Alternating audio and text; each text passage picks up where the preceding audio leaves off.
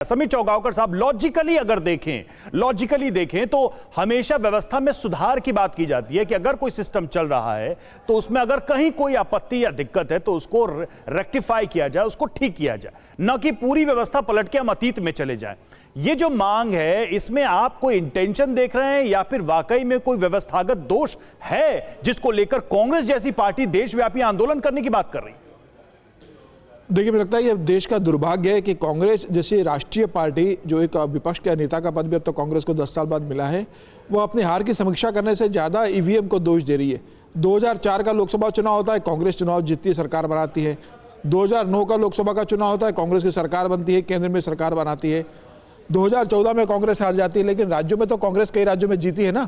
अगर 2024 का लोकसभा परिणाम देखें तो अयोध्या में क्या भारतीय जनता पार्टी हार जाती है? अगर भारतीय जनता पार्टी का हाथ में ईवीएम होता, क्या प्रधानमंत्री मोदी सिर्फ 1.5 लाख वोट से वाराणसी से चुनाव जीत पाते अगर ईवीएम भारतीय जनता पार्टी या चुनाव आयोग मैनेज कर पाता?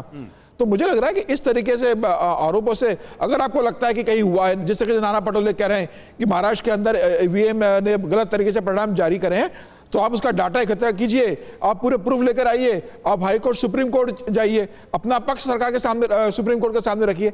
सिर्फ आरोप लगा देने से कि ईवीएम खराब है और बैलेट पे जाना चाहिए, मुझे लग रहा है ये उसी तरह की माने कि जैसे देश अब बुलेट ट्रेन की तरफ बढ़ रहा है, आप देश को बैलगाड़ी की तरफ लेकर जाना चाहते हैं कि नहीं साहब, अब हम ईवीएम से नहीं करेंगे, हम बैलेट से चाहेंगे।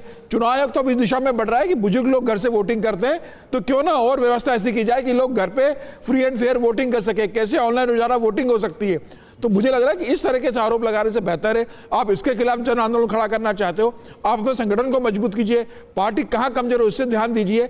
ईवीएम सुप्रीम कोर्ट कई बार कह चुका है, सुप्रीम कोर्ट बार बार कह के थक चुका है, कह के कि ईवीएम में कोई गड़बड़ी नहीं है।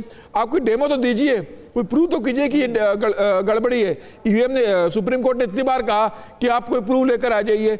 मुझे ऐसा लगता है कि सिर्फ आरोप लगा देने से, प्रियंका गांधी वायनाड से जीतती है तो कोई दिक्कत नहीं है, तो मुझे लग रहा है कि बार बार से ये कह देने से कांग्रेस अपनी विश्वसनीयता जनता के बीच खत्म करते जा रही है।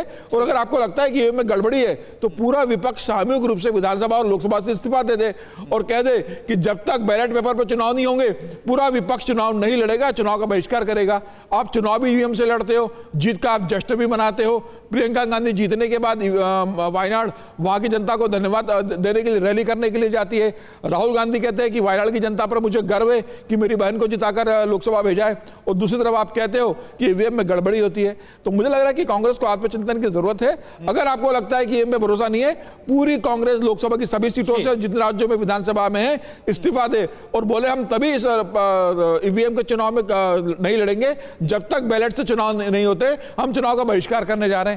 ऐसा नहीं हो सकता कि आप चुनाव भी लड़ो, जीतो, सरकार भी बनाओ और उसके बाद यह कह दो कि भाई ईवीएम खराब है। मुझे लग रहा है आपको कोई शिकायत है तो आप उसका डॉक्यूमेंट्री एविडेंस लेकर जाइए। सिर्फ एक राजनीतिक उद्देश्य की पूर्ति के लिए अपनी हार का ठिकरा ईवीएम पर फोड़ देना, मुझे लग रहा है ये लोकतांत्रिक प्रक्रिया के लिए ठीक नहीं है। ठीक है, यानी कि हार पर आत्मचिंतन, आत्ममंथन ज्यादा जरूरी है, ईवीएम पर ठीकरा फोड़ना आपको सही नहीं लग रहा। प्रियंका गुप्ता जी, ये जो बात है समीर जी की तरफ से कही गई, इस पर आपका जवाब क्या होगा? और एक और बात, जो संजय गुप्ता है जो कि शिवसेना यूबीटी से, यानी कि महाराष्ट्र में जो आपके सहयोगी हैं, उन्हें ईवीएम में कोई गड़बड़ी भी नजर नहीं आ रही, यानी कि आपके सहयोगी को नहीं लगता कि उसमें कोई गड़बड़ी, लेकिन आपको लग रहा है? ठीक है, मैं समझती हूँ कि जहां तक पूरी चुनाव की जो प्रक्रिया है वो सवालों के घेरे में है आज, और सवाल ये है कि किस तरह से वोट परसेंटेज शाम के 7 बजे से लेकर अगले दिन तक बढ़ जाता है, और वो महाराष्ट्र के चुनाव में लगभग 7 से 8% बढ़ जाता है। हरियाणा के चुनाव में वो 6% बढ़ जाता है। पर वहीं अगर हम बात करें झारखंड की, 2% से ज्यादा नहीं बढ़ता।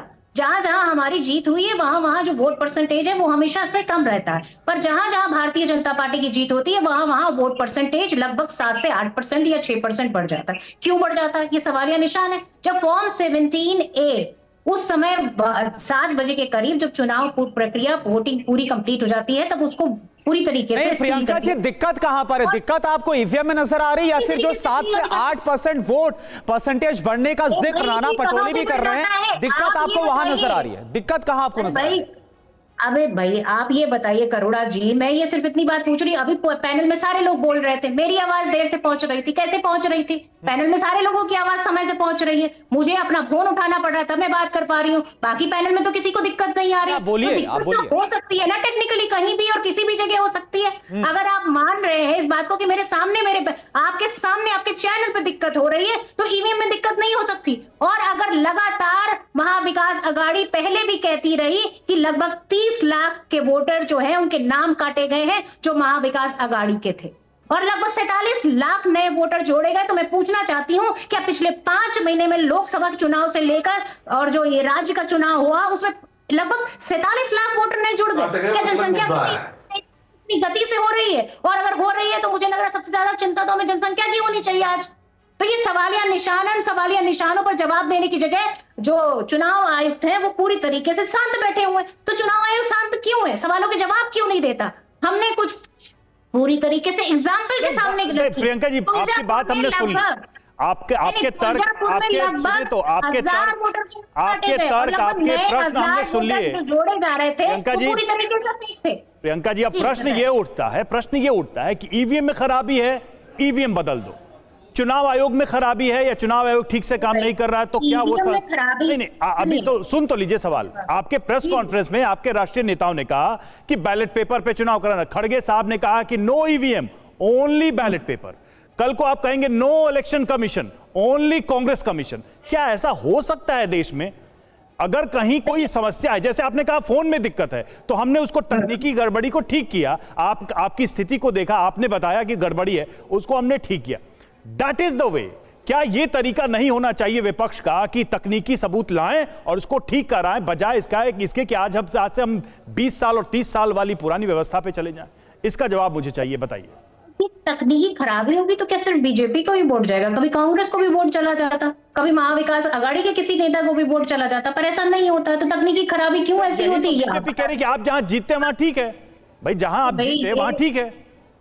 नहीं, ये भी बताइए 2009 पे तो एक किताब लिखी गई थी कि ईवीएम को हटाना चाहिए पूरी तरीके से। किसके नेता ने लिखी थी? लालकृष्ण आडवाणी जी किसके नेता? भारतीय जनता पार्टी के। कह रहे यहाँ बैठे हुए बीजेपी के प्रवक्ता कि उनके नेता नहीं है, उन्होंने कोई ऐसी किताब भी नहीं लिखी। तो सवाल तो उठेंगे ना, सवालों के जवाब दीजिए।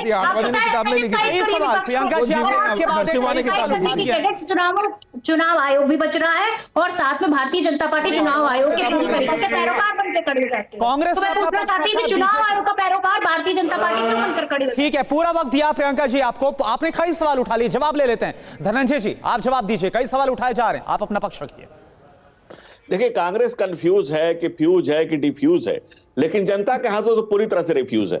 आप जो बात कर रही हैं, चुनाव आयोग ने खुद पीसी करके प्रेस कॉन्फ्रेंस करके ये बताया कि ये मतदान हुए और ये बैलेट पेपर है। जब दोनों को मिला दिया गया तो एडजस्ट हो गया, जब दोनों को मिला दिया गया। और अगर आप कह रहे हैं जब चुनाव आयोग ने इस बात की तस्दीक कर दी है, फिर पुनः उसी जगह जाना, ये बार बार जानबूझकर गलती करना। और जो आप कह रहे हैं अगर आप सही है तो साच को आज क्या है? आप शांत बैठिए, चुनाव आयोग से लड़ने दीजिए हमें।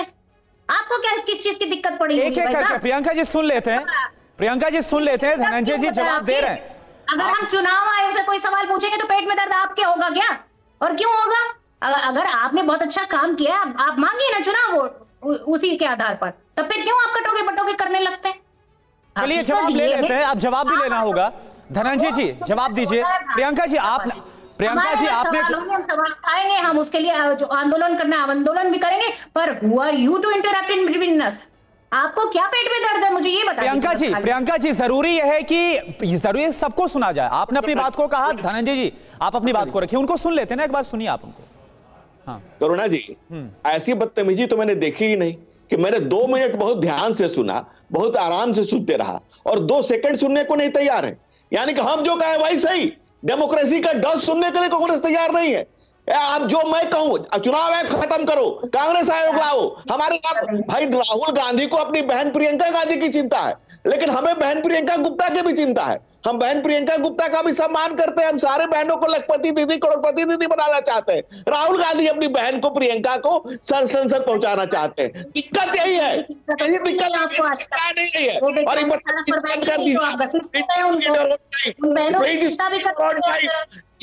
This is very nonsense. You please speak at your own time.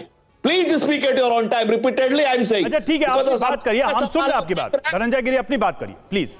असहमतियों का सम्मान लोकतंत्र है। हमारे पुरखों ने असहमतियों की फसल बोई है। ये लहलहाता हुआ लोकतंत्र उसी की बानगी है। लेकिन लोकतंत्र में कांग्रेस को कभी विश्वास रहा ही नहीं।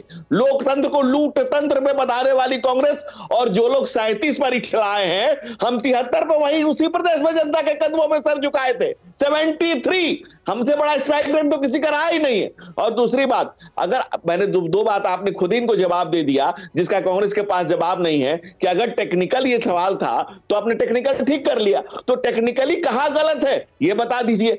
आइडियोलॉजिकल है तो सारे लोग रिजाइन करके आ जाइए कि भाई आइडियोलॉजिकल हम इसके साथ नहीं है। लेकिन आप विदेश से एक छोटा सा चीट हिंडनबर्ग गिरी आता है तो ठीक है, टेक्निकली सही कुछ नहीं हुआ है। मैं फोन पे बात कर रही हूँ, ये टेक्निकल सही ठीक है।